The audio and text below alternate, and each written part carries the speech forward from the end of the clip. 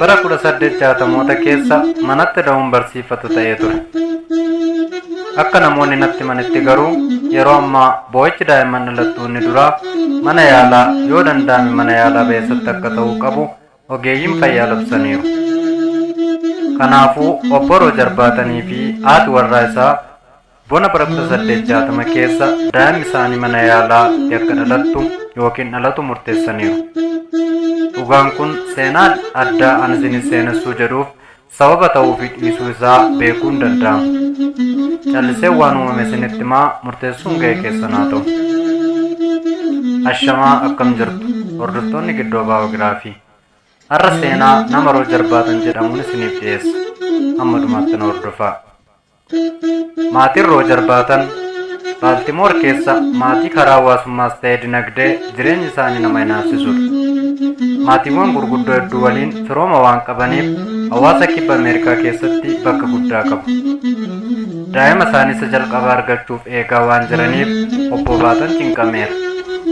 Kolleejjii Yeel magaalaa Konneektikat bakka ofii keessatti baratetti kan maqaan masoo isaa Kaap jedhamuun mogga'etti barsiifachuuf jecha ilma argachuu hawwu. Fulbaana keessa ganama sa'aatii 12tti hirribaa ka'ee hunda qiixeessee ariitiidhaan daandii Baaltimoor qaxxaamuree gara mana yaalaatti fiige. Ganamarraa lubbuu haaraa fidee dhufuuf dhiisuu isaa baruuf ariifateera. Mana yaalaa dhuunfaa Meerilaanditti dhiyaataa yommuu deemu Dooktara maatii isaa Dooktar Kiin yeroo gadi dhufu arge. Dooktar Kiin akkuma naamusni dooktorootaa inni hin barreeffamne sun ajajutti harka isaa dhiqachaa jira. Obbo Baatan durataan kaampaanii Haardweerii Roojar Baatanii fi hiriyoota isaa haala nama guddaa irraa hin eegamneen dooktariitti fiige. Dooktar Kiin jedhee iyye. Dooktar Kiin dhaga'ees garagale. Fuula isaa dukkaneessee maaltu ta'e jedhee obbo Baatan hafuura citaa. Dhiira moo durbatu dhalate? Nagaasheetii? Dhiiraa? Eenyu? Maal jechuu barbaaddee sirreessi dubbadhu jedhe Dooktar Kiin eekamsaan. Xiqqoo ishee kanaari fakkaatu. Obbo Baatan mucaan koo dhalatee jedhee haala kadhaa fakkaatuun gaafate. Dooktar Kiin nyaara guure. Eeyyen akkas jechuun ni danda'ama.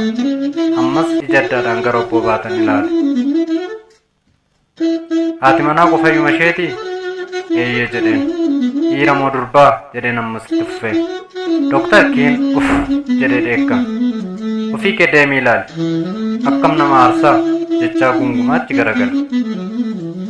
Wanti akkanaa odeeffamnaan kabaja hojii koo gad hin buusu.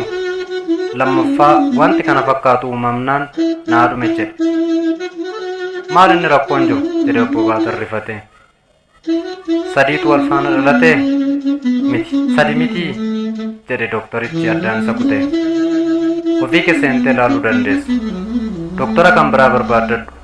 Addunyaa kanatti kan si fide ana. Maatii kee waggoota 40 tajaajileera. Amma garuu nagaye. Siinis ta'ee firoottan kee yaaluun barbaadu. Nagaatti. Nyaara guurees garagale. Waan jaalattanii na hordoftaniif galatoomaa horaa bulaa. Kutaa lammaffaan itti dhufa.